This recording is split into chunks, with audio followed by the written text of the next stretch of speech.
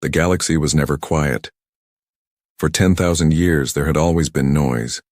Ships moving between stars, traders calling on open channels, war fleets sending warnings, diplomats arguing on long-distance signals.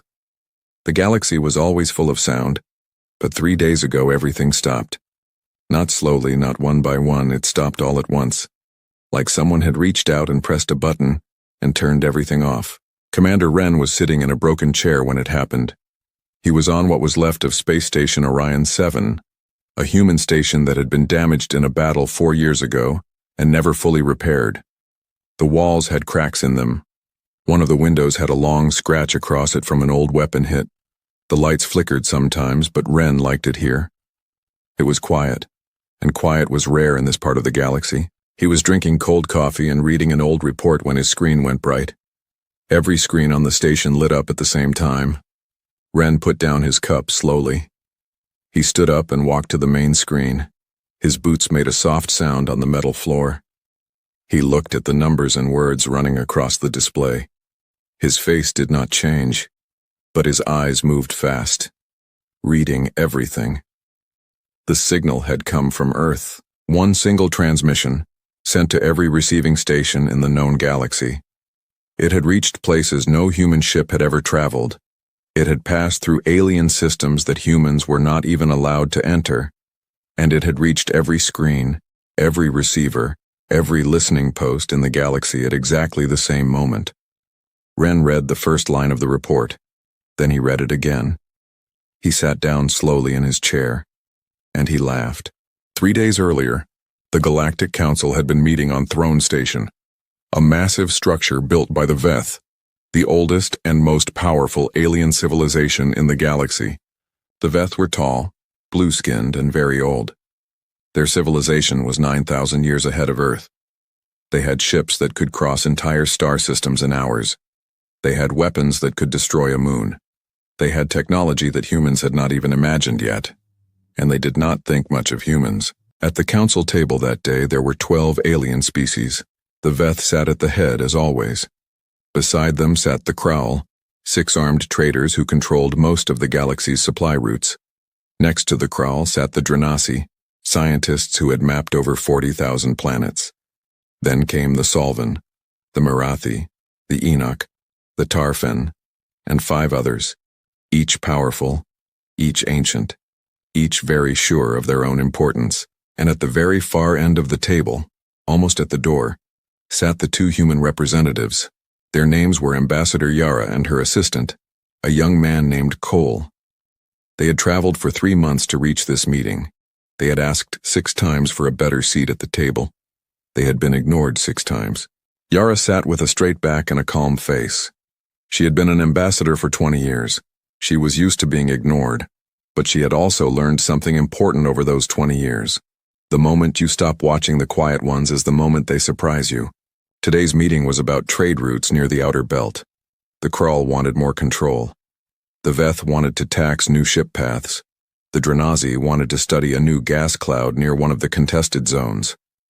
No one asked the humans anything.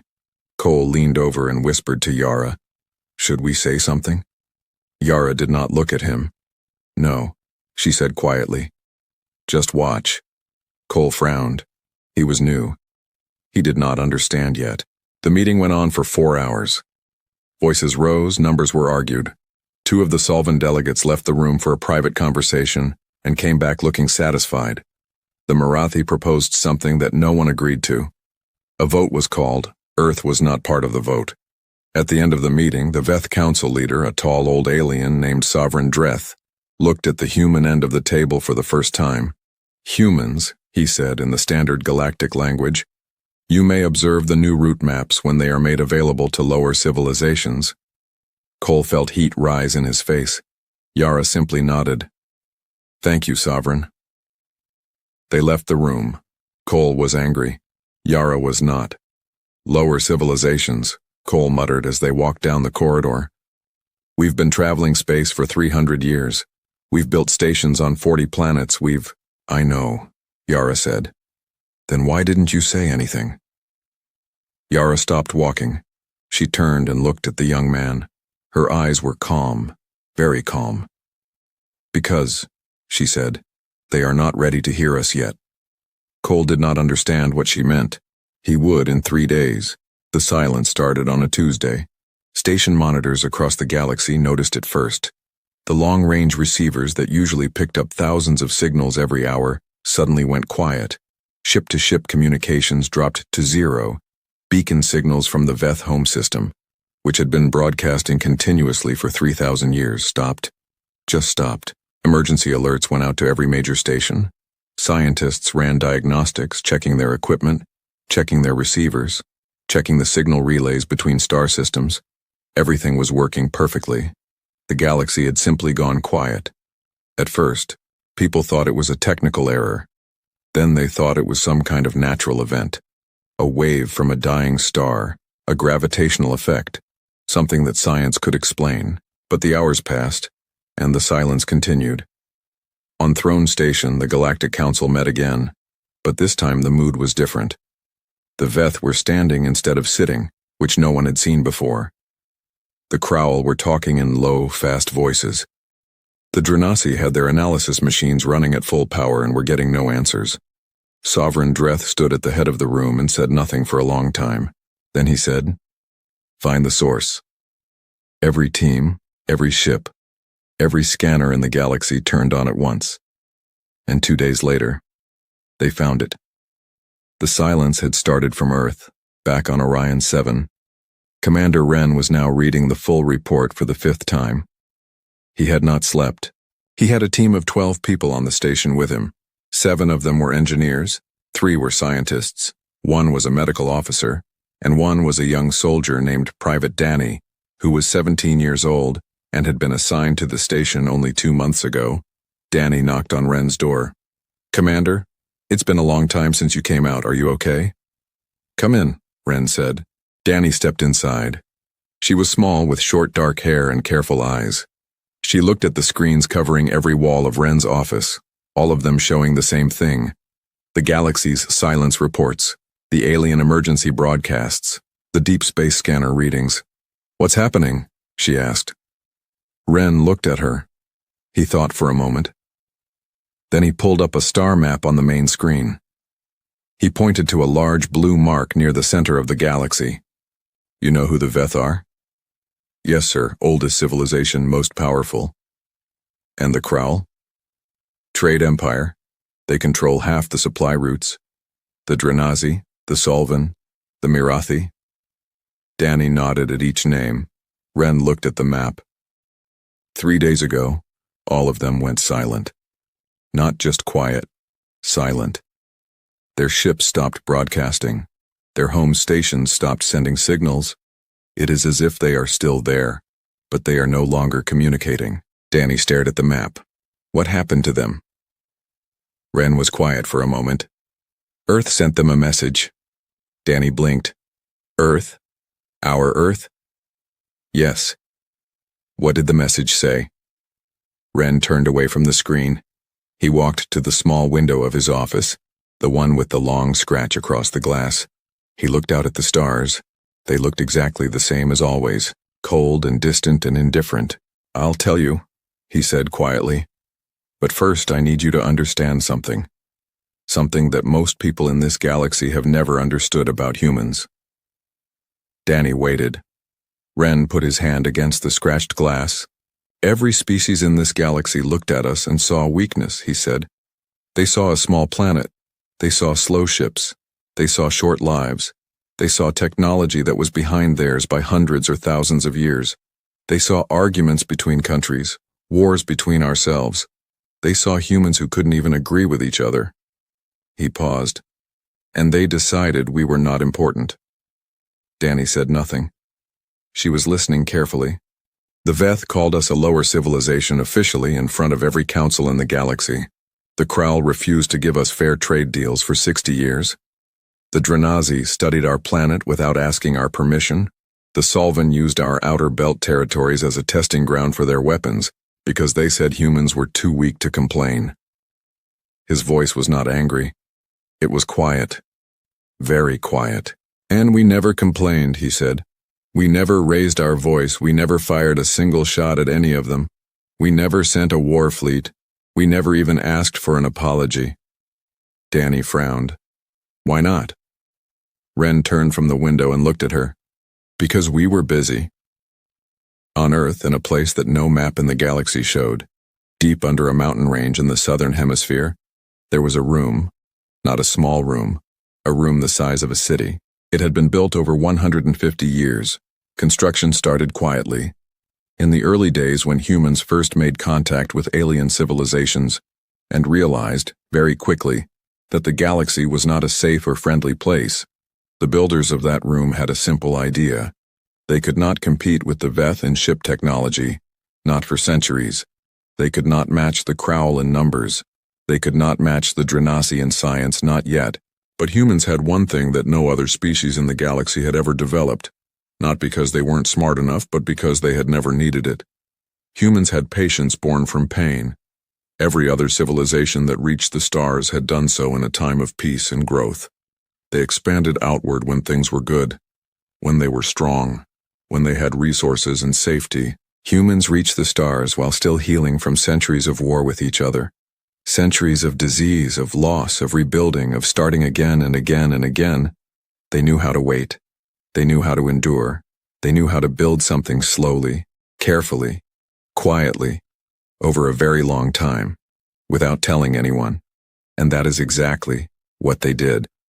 The room under the mountain had a name, Project Silence, and 3 days ago it had been activated for the first time. Danny was sitting down now on the floor of Ren's office, her back against the wall, her eyes wide. She had been listening for a long time. So the machine, she said slowly. It didn't destroy them? No, Ren said. It didn't kill anyone? No. Then what did it do? Ren sat down across from her. He looked tired, but his eyes were clear. It silenced them, he said. Every ship, every station, every receiver, every long-range broadcaster belonging to the species that had mistreated Earth. It cut their signals. It blocked their communications. It isolated them from each other and from the galaxy, completely. Like putting them in a box. Exactly like that. Danny was quiet. Then she said, "They must be terrified."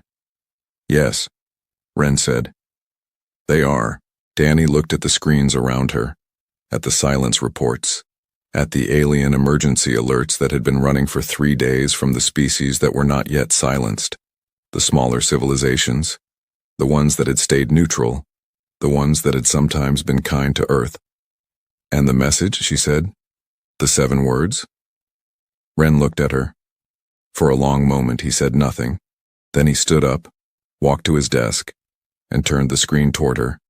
7 words. Danny read them once, then she read them again. She looked up at Ren. Her expression was impossible to read, something between shock and understanding. "That's it?" she whispered. "That's it," Ren said. Danny looked back at the screen. The 7 words sat there, calm and simple on a black background. They were not a threat. They were not a demand. They were not an order or a warning or a battle cry. They were something far more powerful than any of those things. And in the silence of a galaxy that had forgotten to take humans seriously, those 7 words had done what 1,000 war fleets could never have done. They had made every powerful civilization in the known universe stop and listen and remember. For the first time, outside the scratched window of Orion 7, the stars were still cold and distant. But something had changed. For 300 years, humans had looked at those stars and been told they were not ready, not strong enough, not advanced enough, not worthy of a real seat at any table. For 300 years they had watched and waited and built something no one knew about. And now the galaxy was quiet, not because it was empty, but because for the first time in 10,000 years it was listening. Commander Ren picked up his cold coffee, took a sip, and looked at the stars. Private Danny sat on the floor of his office, staring at a screen with 7 words on it, her hands very still. Neither of them spoke for a long time. Then Danny said very quietly, "What happens now?" Ren thought about it. "Now?" he said. He set down his cup. "Now they come to us. The 7 words were still on the screen. Danny had not moved from the floor. She had read them maybe 20 times by now. Each time she read them, she felt something different. First, it was confusion, then surprise, then something she could not name, something that felt like pride but also like fear at the same time. Commander Wren was standing at the window again, looking at the stars. Neither of them had spoken in several minutes. Finally, Danny looked up from the screen and said, "How long were they planning this?" Wren did not turn around. 153 years, he said. Danny stared at his back. "That's before my grandmother was born." "Yes, before your grandmother was born too, yes." She looked at the screen again, at the 7 words, at the simple, calm, devastating 7 words that had silenced the most powerful civilizations in the galaxy. "And nobody knew?" she asked. "Nobody outside Earth?" "Nobody," Wren said. "Not one alien, not one spy, not one scanner in the galaxy picked it up. For 153 years, Earth built something in complete silence and nobody noticed. Because nobody was watching us carefully enough." He finally turned from the window. His face was tired, but his eyes were sharp. "That," he said, "was the first part of the plan. 212 years ago, in the early days of human space travel, a small ship called the Horizon left Earth for the first time. It carried 6 people, 2 pilots, 2 scientists, 1 engineer, and 1 diplomat named Mara Solis. They traveled for 11 months and reached the edge of Veth space. They sent a greeting signal. It was friendly, careful, full of hope. Humans had spent decades writing that message, trying to make it perfect, trying to make it say, "We come in peace. We want to learn. We want to be friends." The Veth received the signal. They waited 4 days before responding. When they finally answered, the message was short. It said, "We have noted your existence. You are a young species. Your technology is primitive. Your civilization is unstable. You may observe from a distance. Do not enter Veth space without permission. Do not approach Veth ships. Do not attempt further contact unless invited." That was it. No hello, no welcome, no curiosity. Just a list of things humans were not allowed to do. Mara Solis sat in the small ship and read the message 3 times.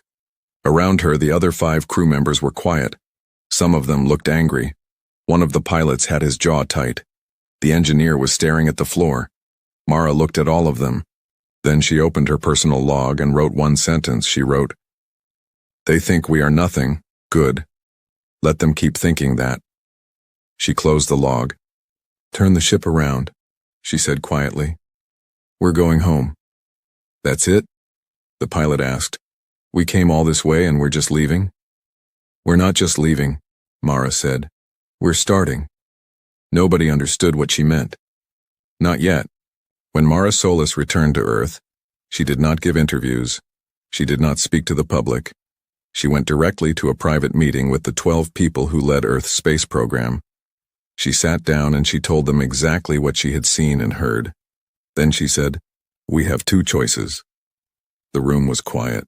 "We can spend the next 500 years trying to compete with them on their terms, building bigger ships, trying to match their technology, asking for respect and being ignored, pushing at their doors until they let us in." She paused. "Or we can do something they will never see coming." One of the council members leaned forward. "What are you suggesting?" Mara put her hands flat on the table. "I am suggesting," she said, "that we stop trying to play their game and start building our own." The plan had a name before it had a shape. They called it Project Silence from the very beginning, because the most important part of the plan was not what they would build. It was how quietly they would build it. Every person brought into the project signed agreements so serious that breaking them meant permanent removal from all space programs, all positions, all futures in Earth's growing space ambitions. There were fewer than 200 people who knew the full picture at any one time. Most workers on the project knew only their small piece. They built what they were asked to build and did not ask questions about the rest. Construction started in the southern mountains, deep underground. So deep that even the most advanced alien scanners, the kind the Dranasi used to study planets from orbit, could not detect the energy signatures. The engineers designed everything to look like natural geological activity from above. Heat vents were built to mimic volcanic patterns. The power sources were shielded inside layers of a material that Earth scientists had developed specifically to absorb and scatter scanner signals. From space, the mountain range looked completely normal. For 153 years, on Throne Station, 3 days after the silence began, Sovereign Dreth was not sitting. He had not sat down in 2 days. He was standing in the center of the Veth Emergency Operations Room, surrounded by screens and analysts and engineers who were all telling him the same thing in different ways. They could not fix it. Their communications were cut. Their long-range signals were blocked.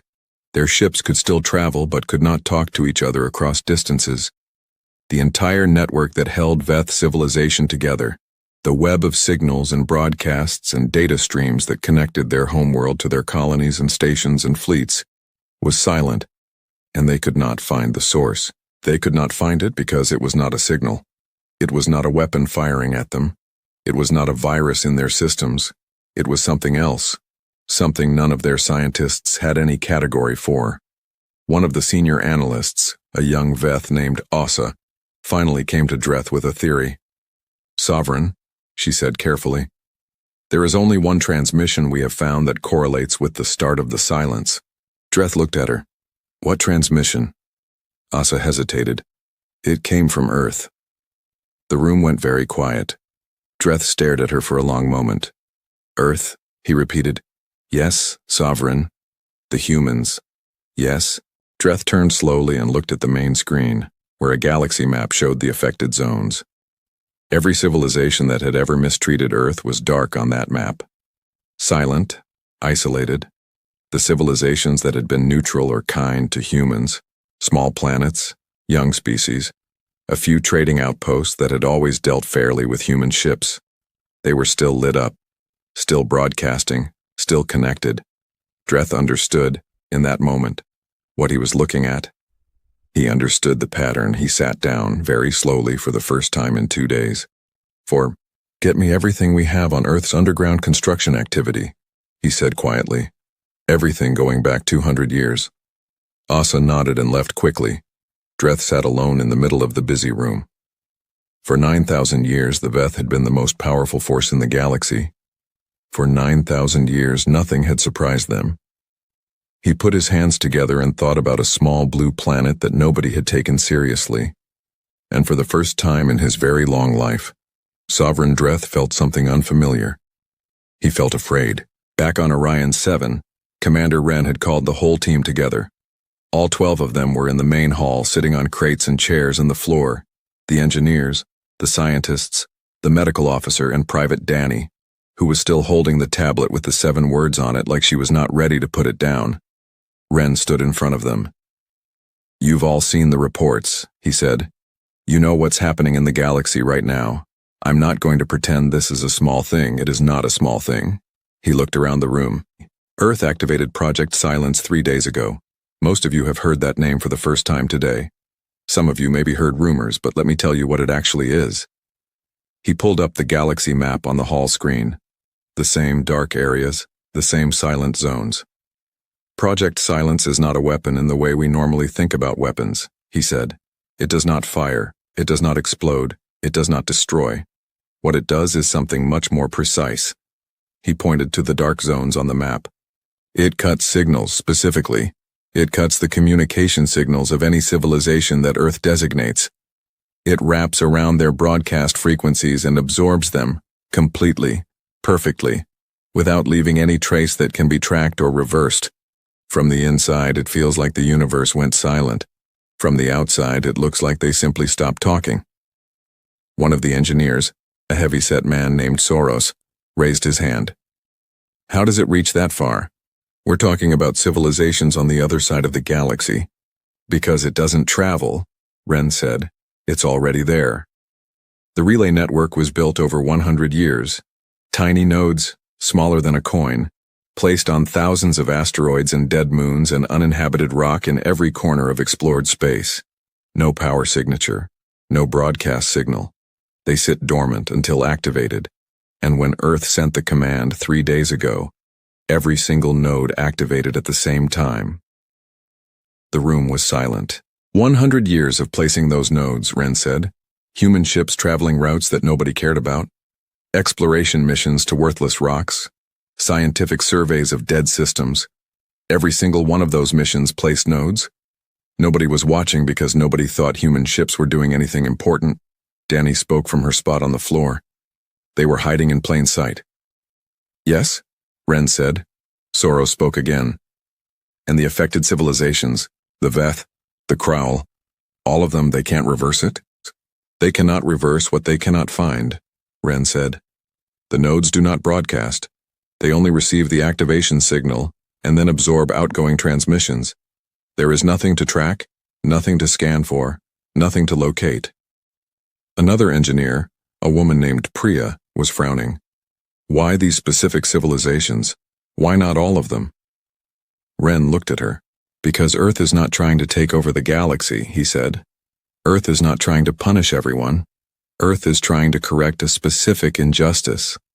The civilizations that are silent right now are exactly the ones that spent 200 years treating humans as less than nothing. The ones that are still talking. The neutral planets. The young species. The fair traders. They are untouched. He let that sit for a moment. Earth chose very carefully, he said. That choice is part of the message. On the Crowl homeworld, panic had set in by the second day. The Crowl were traders above everything else. Their entire civilization ran on communication, on deals made across light years, on prices and routes and schedules coordinated between hundreds of systems. Without signals, without broadcasts, without the ability to talk to their own ships and stations. Their trade empire was falling apart in real time. Ships were arriving at stations with no instructions. Cargo was sitting undelivered. Pilots were making decisions alone with no guidance. Some routes had 3 ships trying to use the same path because nobody could coordinate. The Crowl Council met in chaos. Nobody had answers. One old council member, a female named Vesh who had been trading for 60 years, sat very still while everyone else shouted around her. She was thinking about something, a memory from many years ago. She remembered a human trader who had come to her station asking for a fair contract. He had good cargo, good prices, honest numbers. She had given him a contract that was, she now admitted to herself, completely unfair. She had charged him 3 times the standard fee because she could. Because he was human and humans had no choice but to accept bad deals or go home. He had signed the contract without complaint. He had said only one thing before leaving. He had said quietly in her language which surprised her because humans rarely bothered to learn Crowl. Thank you. I will remember this. She had not thought about those words in 40 years. She thought about them now. The alien spy's name was Fen. He was Dranasi, a scientist who had been assigned to monitor human activity on their outer planets for the past decade. It was a boring job. Humans were not very interesting to monitor. They were slow and noisy and transparent in their activities. But 6 months ago, Fen had noticed something. A pattern in human ship movements, very slight, very easy to miss. Ships that were supposed to be on geological survey missions were taking routes that did not match the survey targets. They were stopping at locations that had no scientific value. Empty rocks, dead asteroids, useless space. Fen had filed a report. Nobody read it. He filed a second report with more data. It was marked as low priority and stored. He had spent 3 months trying to get someone at the Dranasi Science Council to take him seriously. Nobody did. 2 weeks ago, he had finally gotten a meeting with a senior officer. He had laid out all his data, all his observations, all his carefully built evidence of something strange happening in human space. The senior officer had looked at the data. Then he had looked at Fen. You are telling me, the officer said slowly, that you think humans are building some kind of secret network. Yes, Fen said. The officer had laughed. Not a small laugh, a real laugh, long and genuine. Fen, he said, still smiling. Humans can barely maintain their own stations, their ships are slow, their technology is 300 years behind ours. What could they possibly be hiding that we should worry about? Fen had left the meeting with his data and his ignored reports and his growing, uncomfortable feeling that everyone around him was making a very serious mistake. 2 weeks later, the silence began. Fen sat in his quarters on a Drenazi research station, surrounded by screens that showed nothing, and thought about how different things might have been if someone had simply listened. He tried to send a message to the Science Council. There was no signal. He was already inside the silence. Danny found Commander Wren alone again after the meeting. He was back at the window as she was beginning to expect he always would be. "Can I ask you something?"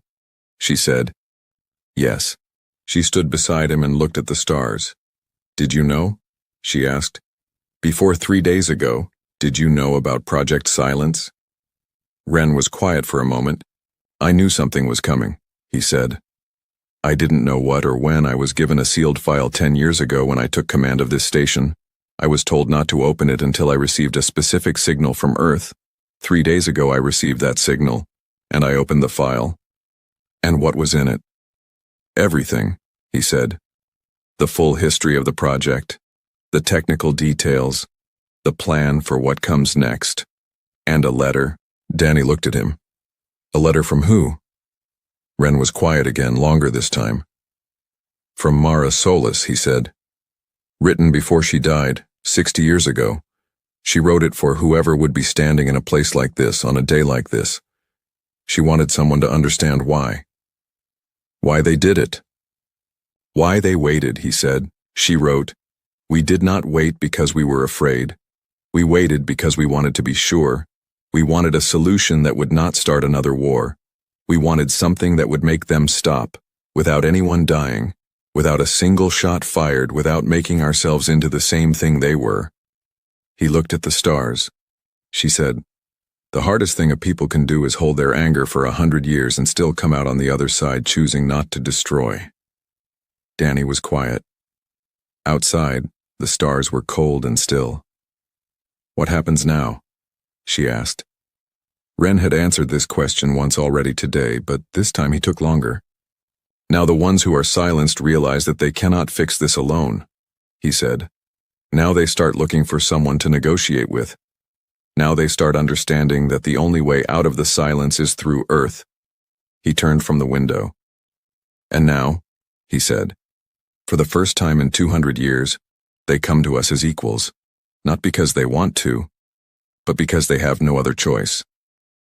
Danny nodded slowly. She looked at the tablet in her hand, the one with the 7 words still on the screen. She read them one more time. Then she finally, carefully, set the tablet down. On 100 planets, in 100 silent rooms, the most powerful civilizations in the galaxy were doing something they had never done before. They were preparing messages for Earth, not orders, not demands, not condescending instructions about what primitives were allowed to do. Requests, humble, careful, slightly desperate requests, and for the first time in 200 years, humans were going to decide whether or not to answer. The first message came from the Crowl. It arrived at Earth's main receiving station on a quiet morning. The operators on duty almost missed it because it came in on a frequency that humans had not used in 40 years. An old frequency. One that the Crowl themselves had assigned to human ships back when they first made contact. Back when they wanted to make sure human signals stayed separate from the important ones. The message was short. It said, "We request communication with Earth representatives. We wish to discuss the current situation. We are prepared to negotiate." The operator who received it read it twice. Then she called her supervisor. Her supervisor read it, then called his supervisor. Within an hour, the message was on the desk of Earth's communication director, a calm woman named Director Hale, who had been waiting for exactly this. She read the message, then she set it aside and picked up the next one, because the crawl message was not the only one. There were 19 messages waiting. 19. From civilizations across the galaxy. From species that had never once sent a polite word to Earth in 200 years. They were all saying different things in different ways. But they were all saying the same thing underneath. "Please." Director Hale read all 19 messages carefully. She made notes. She organized them by which civilizations had sent them, by the tone of each message, by what they were offering, and what they were asking for. Then she picked up her comm and called Commander Wren on Orion 7. "They're reaching out," she said. How many? Ren asked. 19 so far, more coming in every hour. There was a pause on the line. The Veth? Ren asked. Not yet. Another pause. They will, Ren said. Give them 2 more days, they are proud. It will take them longer to accept what they need to do. Hale looked at her screen, at the growing list of incoming messages. What do you want me to tell them? Ren's voice was steady. Tell them Earth has received their messages. Tell them Earth is considering its response. Tell them to wait. Hale almost smiled. Just wait? Just wait, Ren said. Let them sit with it a little longer. On Throne Station, Sovereign Dreth had not eaten in 2 days. His staff were worried. They brought food. He ignored it. They suggested rest. He dismissed them. He stood or sat in the operations room and stared at the screens and thought. He had now read everything his analysts could find about Earth's history. 200 years of human activity in space, carefully reviewed. Everything that had been marked as unimportant, as routine, as not worth serious attention, was now laid out in front of him, and he could see it. Now that he was looking properly, now that he was not filtering everything through the assumption that humans were primitive and uninteresting, he could see the shape of what they had built. The survey missions that weren't really survey missions, the exploration routes that followed patterns too precise to be accidental, the quiet, boring, unremarkable human ships that had traveled the same empty corridors of space for 100 years, placing their invisible nodes one by one. It was, Dreth admitted to himself in the silence of his own mind, extraordinary, not the technology. The technology was impressive, but that was not what struck him most. What struck him was the patience. In 9,000 years of Veth history, Dreth could not think of a single example of his own people doing something like this, building something for 150 years without telling anyone, without showing anyone, without seeking recognition or credit or acknowledgement. The Veth celebrated their achievements. They announced them. They recorded them in great historical documents. They built monuments. Humans had built the most significant strategic project in galactic history and told absolutely nobody. Dreth sat back in his chair. He thought about the council meetings, about the hundreds of times human ambassadors had sat at the far end of the table at the door and been ignored. He thought about sovereign after sovereign before him, who had looked at Earth and seen nothing worth paying attention to. He thought about what Mara Solis must have felt 200 years ago, when the Veth's first message to humans had been a list of things they were not allowed to do. He closed his eyes. Then he opened them and called his senior diplomat into the room. Draft a message to Earth, he said. The diplomat looked surprised. What should it say, Sovereign? Dreth was quiet for a moment. Start with an apology, he said. The diplomat stared at him. In 9,000 years of Veth history, they had never sent an apology to anyone. Sovereign. Start with an apology, Dreth repeated quietly and very firmly. A real one, not a political statement, not a diplomatic softening, a real apology for 200 years of deliberate disrespect. Draft it honestly and bring it to me. The diplomat left the room looking like the floor had moved under him. Dreth looked at his screens again, at the silent galaxy, at the dark zones where his civilization's voice used to reach. We earned this, he said to no one. Ambassador Yara received the news on a transport ship halfway between Throne Station and Earth. She had been traveling since the silence began, heading home. Not because she was told to, but because she understood, better than most, what was coming next, and she wanted to be there for it. Her assistant Cole was sitting across from her in the small cabin. He had been quiet for most of the journey, which was unusual for him. He was a young man who normally had many questions and opinions, but the past 5 days had given him a lot to think about. Ambassador, he said finally, breaking the long quiet. Yara looked up from her reading. At the council meeting, he said, before all this happened, when Sovereign Dreth called us a lower civilization, you didn't react, you just nodded and said thank you. Yes. Did you know then? Did you know what was coming? Yara considered the question carefully. I knew something was being prepared, she said. I didn't know the details, very few people did, but I had been an ambassador for 20 years, and I had read the old files, the ones going back to Mara Solis. I knew that Earth had a plan, and I knew that the plan required patience. Cole looked at his hands. So when Dreth called us lower, you weren't angry? I was angry, Yara said simply. I am always angry when I sit at that table. But anger is only useful if you do something intelligent with it. Mara Solis was angry too. She went home and built something instead of shouting. Cole nodded slowly. When we get back to Earth, he said. What happens? Yara looked out the small window of the transport, at the stars passing slowly by. The galaxy comes to our table, she said. And for once, we decide who sits where. Earth's response to the 19 messages went out 4 days after the silence began. It was simple. It said, Earth acknowledges all incoming communications. Earth will receive 1 representative from each affected civilization at the New Geneva Conference Center in 30 days. Travel assistance will be provided for those who require it. Earth looks forward to productive conversation. That was all. No demands yet. No conditions. No list of things they were or were not allowed to do. Just an invitation. On 100 planets in 100 silent rooms, that message was read and reread and discussed by leaders who were not used to being on this side of a conversation. The Veth's message to Earth arrived 8 days after the silence began, 6 days after Dreth had ordered his diplomat to write an apology. It had taken that long because the diplomat had written and rewritten the apology 14 times.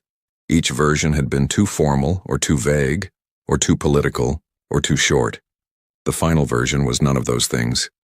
It was 4 paragraphs long. The first paragraph named specific incidents, specific moments over 200 years when the Veth had treated Earth with deliberate disrespect. It named dates and meetings and exact words that had been said. The second paragraph said that those actions were wrong, not that they were misunderstandings, not that they were products of a different time, not that they were complicated by political realities, simply that they were wrong. The third paragraph asked for the chance to do better. The fourth paragraph was 1 sentence. It said, We did not know you were listening. We should have assumed you were. Director Hale read the Veth apology 3 times. Then she sent a copy to Commander Wren. Then she sat alone in her office for a few minutes and allowed herself, very quietly, to feel the weight of what was happening. 200 years, she thought. 200 years of patience. And it came to this. Then she straightened her back and got back to work. On Orion 7, something unexpected happened on the 9th day. A small ship appeared at the edge of the station's scanner range. It was not a human ship.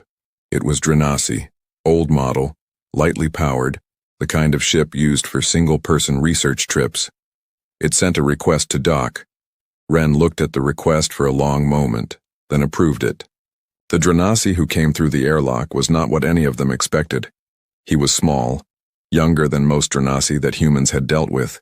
He was carrying a data pad in both hands, and he looked exhausted, like he had been traveling for a long time without proper sleep.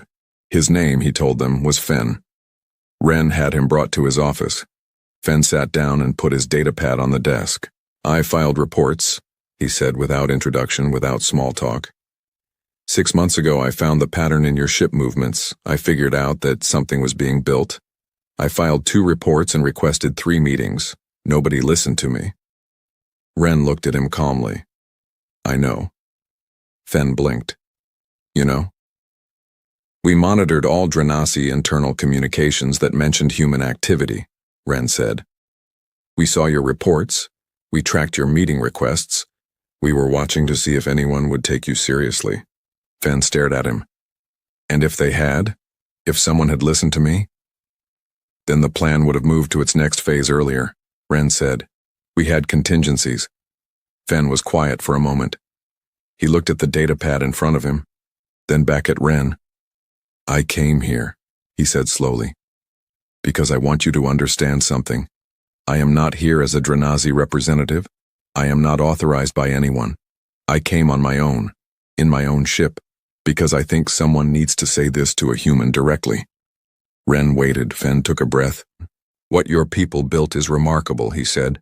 The patience, the planning, the execution. I have studied alien civilizations my entire career, and I have never seen anything like it. But I am also here because I am afraid. Of what? Wren asked. Of what comes next. Fen said. You have power now, real power.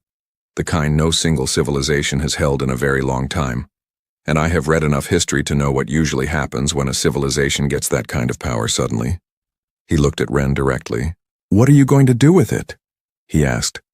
"That is what everyone in the galaxy is afraid to ask you directly, so I am asking." The room was very quiet. Ren looked at the small Dranasi scientist sitting across from him, holding a data pad full of reports that nobody had bothered to read. A person who had tried to do the right thing and been ignored. He felt unexpectedly, something like respect. "I'm going to answer that question," Ren said, "in 30 days in New Geneva, in front of every civilization that comes to that table." Fen nodded slowly. "Will I be allowed to attend?" he asked. Ren almost smiled. "You can sit wherever you like." The New Geneva Conference Center had been built 15 years ago. It was a large, clean building on a hillside outside the city, with windows that looked out over a valley and mountains beyond. It had been used for trade meetings and scientific summits and the occasional diplomatic gathering. It had never hosted anything like this. In the week before the conference, ships began arriving at Earth's orbital stations. More ships than Earth's traffic systems had ever handled at once. The docking coordinators worked around the clock. Earth's welcome teams met every delegation personally, something that no other civilization in the galaxy had ever done for human arrivals. The aliens who came to Earth for the first time saw a planet they had categorized as primitive. What they found surprised them. Earth was not the struggling, underdeveloped world they had expected from their old data files. In the 200 years since first contact, while everyone was busy ignoring humanity, humans had built, quietly and continuously. They had cities that ran on clean energy. They had medical technology that was, in some areas, ahead of civilizations twice their age. They had art and music and food and architecture that was unlike anything else in the galaxy because it had developed completely independently, without influence from anyone else. The Crowell ambassador, a sharp-eyed trader named Bren, walked through a market in New Geneva on the day before the conference and stopped at a food stall. The human running the stall smiled and offered him something to try. Bren ate it carefully, then looked genuinely surprised. "What is this?" "Mango," the human said. "You want more?" Bren bought 3 portions and ate them while walking. He thought about 60 years of unfair trade contracts and felt, for the first time, that he might have been missing more than he realized. The conference began on a Tuesday morning. The room was large and the table was round. Ambassador Yara had personally overseen the design of the room. The table was round because there was no head, no place of power, no seat that was better than another. Every chair was identical. Every place at the table had the same view of the center. It was such a simple thing. Several of the alien delegates noticed it immediately and said nothing. Commander Ren was not at the table. He was watching from a separate room through a screen. He had been asked to attend, but had said no. This was not his moment. This was Yara's. She had sat at the far end of tables for 20 years. It was right that she should sit at the center of this one. Yara opened the conference with no speech. She simply looked around the table at the faces of 19 civilizations and said, "Thank you for coming. Let's begin." Sovereign Dreth, who had traveled to Earth personally, which no Veth sovereign had ever done for any meeting, spoke first. He stood. He delivered the apology that his diplomat had written and rewritten 14 times. He delivered it without reading from a screen. He had memorized it. The room was completely silent while he spoke. When he finished, he sat down. Yara looked at him for a moment. Then she said, "Thank you, Sovereign. We accept." 2 words, clean and final. Then she looked around the table and said, "Now, the 7 words." Every delegate leaned forward slightly. The 7 words had been discussed and speculated about for 10 days across every civilization that could still communicate. Theories had been proposed and rejected. Some thought it was a threat. Some thought it was a declaration of war. Some thought it was a code for something larger.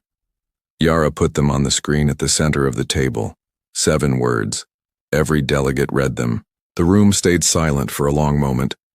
Then the young Solvan delegate, a person who had never attended a galactic conference before and had been sent because everyone more senior was too frightened to come, said quietly.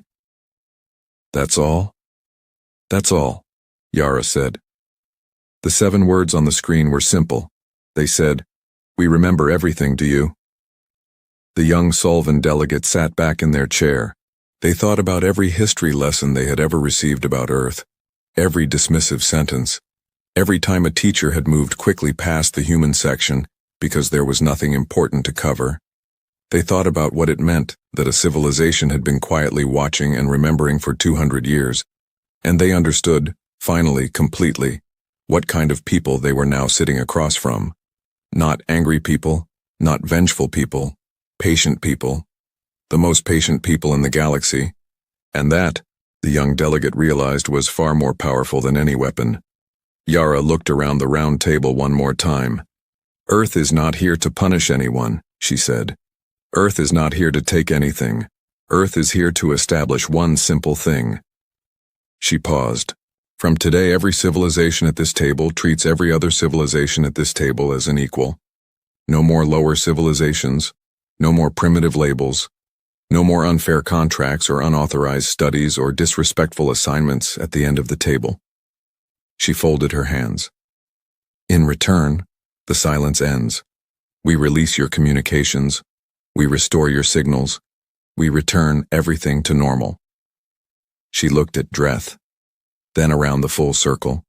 But, she said, and her voice was very quiet and very clear, if any civilization at this table returns to its old behavior, the silence returns, permanently, with no conference, no negotiation, no second chance.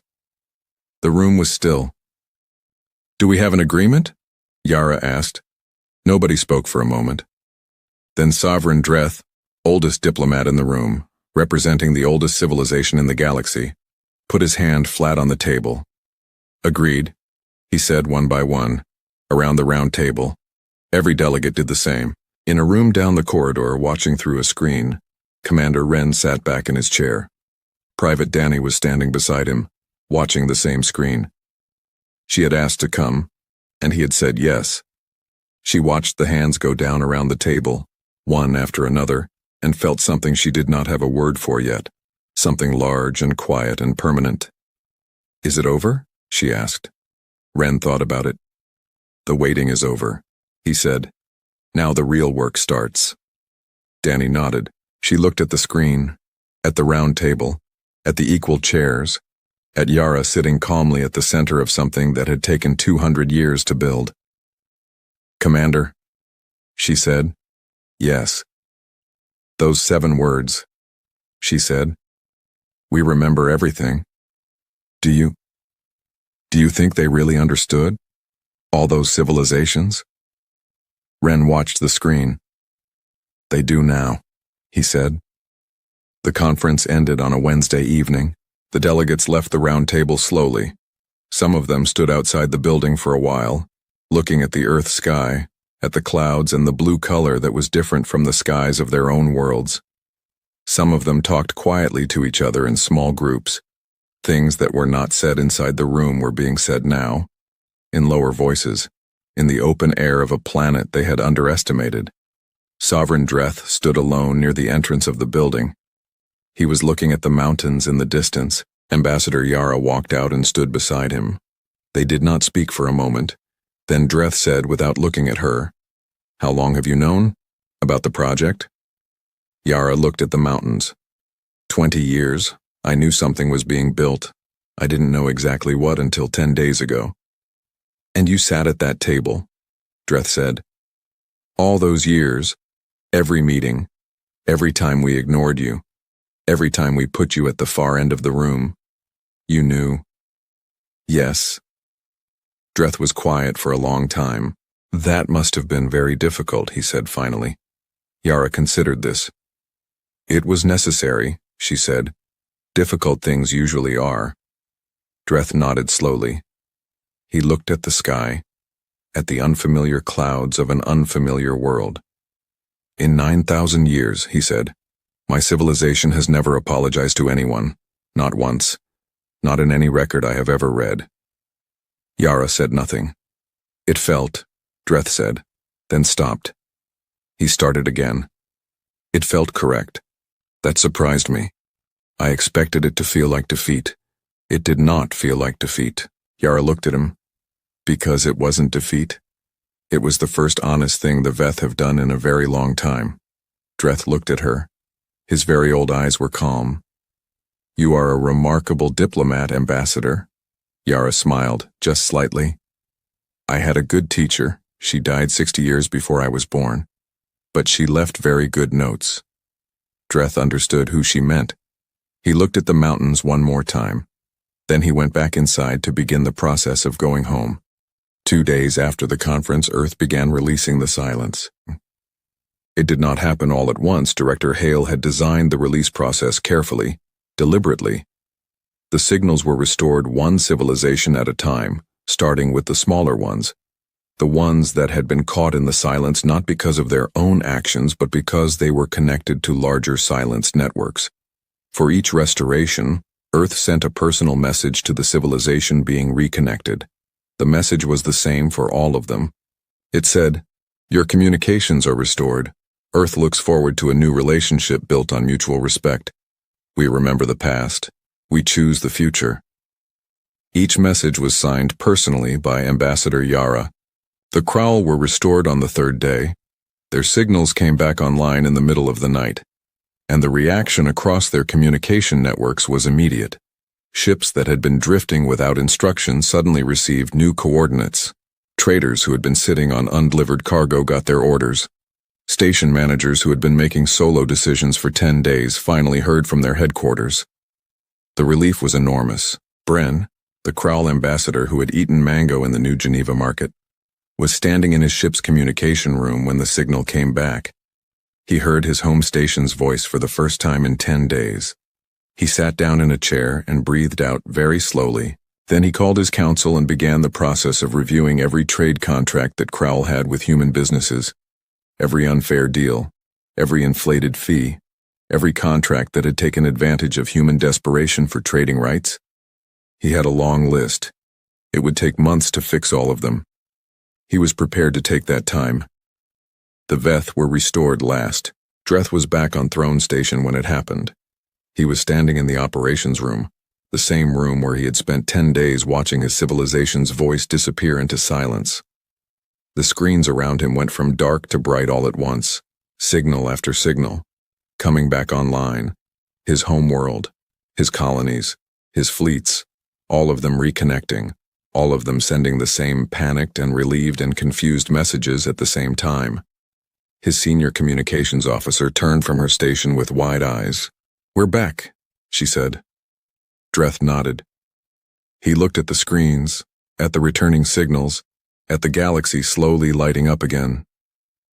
"Record this date," he said quietly. "In the official Veth historical record.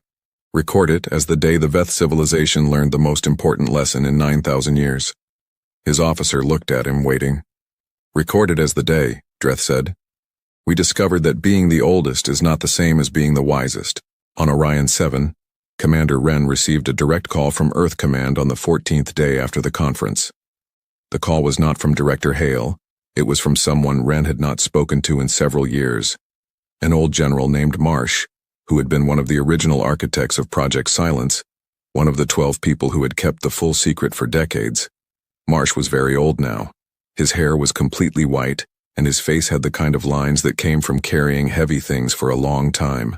He looked at Wren through the screen and said, "Good work, Commander." Wren shook his head slightly. "I didn't do much. I read a file and watched." "That's more than most people manage," Marsh said. "Watching carefully is a skill. Don't undervalue it." There was a pause. "There's one more thing," Marsh said. "Something that wasn't in your file. Something that only a small number of people know about." Wren waited.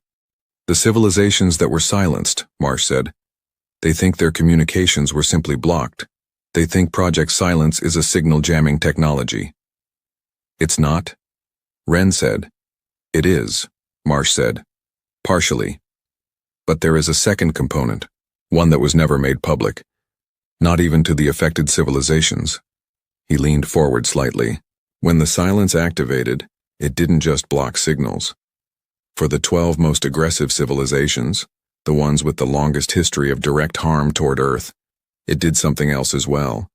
It copied every communication those civilizations sent in the 72 hours before the silence. Every message, every internal document, every military order, everything. Ren was very still. "We have records," Marsh said. "Complete records of every decision those civilizations made, every plan they had, every agreement between them that humans were never supposed to know about. We have it all." Ren looked at the old general on his screen. "Why are you telling me this now?" he asked. Marsh sat back. "Because you're being assigned to a new post," he said. "Earth is building something new. A permanent galactic oversight office. A place where human representatives will sit, not at the end of a table, not in an observer's chair, but as full partners in galactic governance. Someone needs to lead it." Ren was quiet. "The records," Marsh continued, "are insurance. We will never use them unless someone breaks the agreement made at New Geneva. If that happens, we release them. All of them. Every secret, every private plan, every agreement made behind closed doors." Ren nodded slowly. A second silence. "A different kind," Marsh said. "Not a silence of communication, a silence of secrets. Every hidden thing made public." Ren thought about this for a long moment. "That's why they'll keep the agreement," he said. "Not just because of what we showed them we could do, but because they don't know everything we have." "Correct," Marsh said. "The first project took 150 years to build. This one will take longer. But Mara Solis always said the same thing about long projects." "What did she say?" Ren asked. Marsh smiled. The first time Ren had seen him smile in years. She said, "Start today." Private Danny was packing her things. She had received her new assignment that morning. She was being transferred to Earth, to a training program for the new Galactic Oversight Office that Commander Ren had told her about. She would be one of the youngest people in the program. She was not sure she was ready. She was rolling her spare uniform when Ren knocked on the open door of her quarters. She looked up. "Commander." He leaned against the doorframe. "How are you feeling about the transfer?" Danny considered lying and saying she was fine. She decided against it. "Nervous," she said honestly. "I've been on this station for 2 months. I've barely done anything. I don't understand why they want me in that program." Ren looked at her for a moment. "Do you remember," he said, "the morning after the silence started, when you knocked on my door and asked if I was okay?" "Yes. You were the only person on this station who did that," he said. 12 people here, all of them looking at the screens, reading the reports, thinking about the galaxy. You were the only one who thought to check on the person in the room." Danny looked at him. "That is not a small thing," Ren said. "The new office is going to need people who understand information and politics and galactic history. It is going to have many of those people. What it also needs, what it always needs, are people who remember that behind all the information and politics and history, there are actual people." He pushed off from the doorframe. "You remembered that at 17, he said. "That's why they want you." Danny looked down at the uniform in her hands. She finished rolling it and put it in her bag. "Will you be at the new office?" she asked. "I'll be running it," he said. She looked up, surprised. He nodded once, then turned to leave. "Commander," she said. He stopped. "What happens to the ones who were frozen?" she asked. "The ones Project Silence put into communication blackout. The leaders, the military heads, the ones who made the worst decisions against Earth. What happens to them?" Ren turned back. This was the question he had been thinking about for 2 weeks. The answer was delivered by Ambassador Yara in a separate, smaller meeting held in New Geneva 1 week after the main conference. This meeting had no public record, no broadcast, no official transcript. It had 8 people in the room, 4 from Earth, and 4 representatives chosen by the affected civilizations to hear what Earth had decided. Yara sat at a small table, not round this time, just a plain table in a plain room, with windows looking out at the same valley and mountains. She said, "Earth has made a decision about the individuals most directly responsible for actions against human people and human interests over the past 200 years. The four representatives were very still. "We are not going to pursue them," Yara said. "Silence. We are not going to demand their removal from power. We are not going to publish what we know about their decisions. We are not going to take any action against them as individuals." One of the representatives, a Crowl elder named Sos, leaned forward slowly. "Why?" Yara looked at him. "Because Mara Solis wrote something in her original project documents," she said. She wrote, "The goal is not revenge, the goal is change. If you spend your energy punishing the past, you have no energy left to build the future." She folded her hands on the table. "Earth wants a future," she said simply. "That is worth more to us than settling old scores." The Kral elder Sos sat back. He looked at the table for a moment. Then he looked up at Yara. "My people," he said slowly, "have a saying. When someone shows you more grace than you deserve, you owe them more than gratitude." "What do you owe them?" Yara asked. "You owe them the decision to be worthy of it," he said. Yara nodded. "Then we understand each other," she said. 6 months after the conference, the Galactic Oversight Office opened in New Geneva. It was not a large building, not impressive from the outside. It looked like any other office building in the city. Plain walls, clean windows, a small sign by the door. But inside, on any given day, there were representatives from 32 civilizations working in the same rooms, sharing the same tables, using the same coffee machines, eating lunch in the same cafeteria. The Dranasi scientist Fen had been given a permanent research position there. He spent his days analyzing patterns in galactic communication data, which was exactly what he had always wanted to do. He was very good at it. Nobody ignored his reports anymore. The young Solvan delegate who had sat at the conference table and said, "That's all?" when the 7 words were revealed, became the Solvan's permanent representative at the office. She turned out to be very good at the work, direct and fair, and unusually good at finding solutions that worked for everyone. Dreth visited twice in the first year. He did not come as a sovereign making an inspection. He came as a student. He sat in meetings and listened more than he spoke. His staff found this confusing. It was, they agreed privately, a new Dreth, different from the one who had stood at the head of council tables for decades. Better, most of them thought, though none of them said it out loud. Commander Wren sat in his office in New Geneva on a morning in early spring. He had a window, a real window, looking at the valley. The mountains were still white at the tops. The sky was the particular blue that Earth skies had in the morning before the day got too warm.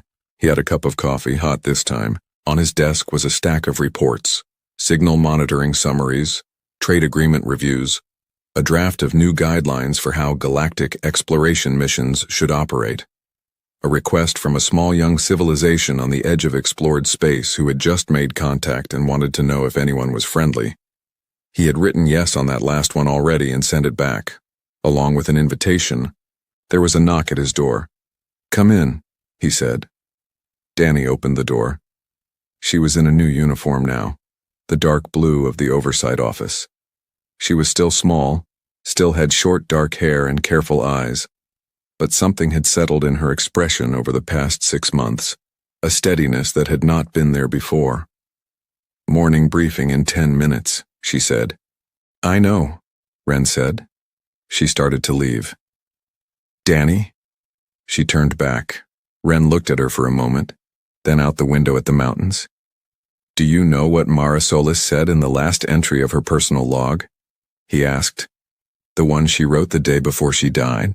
Danny shook her head. Wren looked back at her. She said, "I will not see the end of this. Nobody who starts a long thing ever sees the end of it. But I have seen the beginning, and the beginning is enough." Danny was quiet. "She started something in a small ship with 5 people and a list of things she wasn't allowed to do," Wren said. "And 153 years later it became this." He gestured. Not at the office, not at the building, but at the window, at the sky, at everything beyond it. Danny looked at the mountains for a moment. Then she said, "Do you think she'd be happy with how it turned out?" Wren thought about it seriously. the way he thought about everything. I think, he said slowly, she would be happy that nobody died. I think she would be pleased that the round table worked. I think she would like that the smallest delegate in the room turned out to be one of the best ones. He picked up his coffee. And I think, he said, she would immediately start worrying about the next problem. Because that's what people like her do. They finish one long thing and start another. Danny smiled. It was a real smile, not polite, not professional, just real. 10 minutes, she said. I'll be there, Wren said. She left and he heard her footsteps going down the corridor, steady and unhurried. He turned back to his window. The valley was bright in the morning light, green and wide and full of ordinary life, people walking, a market opening up at the far end, a child running for some reason known only to children. Above it all, the sky was clear, and somewhere up there, past the blue and past the clouds and past the orbit where Orion 7 still turned slowly with its scratched window, the galaxy was doing something it had not done in a very long time. It was listening, not because it was afraid, not because it had no choice, but because it had finally learned that the quiet ones, the patient ones, the ones sitting at the far end of the table, the ones nobody bothered to watch, were almost always the most interesting ones in the room, and on a small planet that the galaxy had once dismissed as primitive and unimportant, the work continued, quietly, carefully, without telling anyone what came next, because that in the end was what humans did best.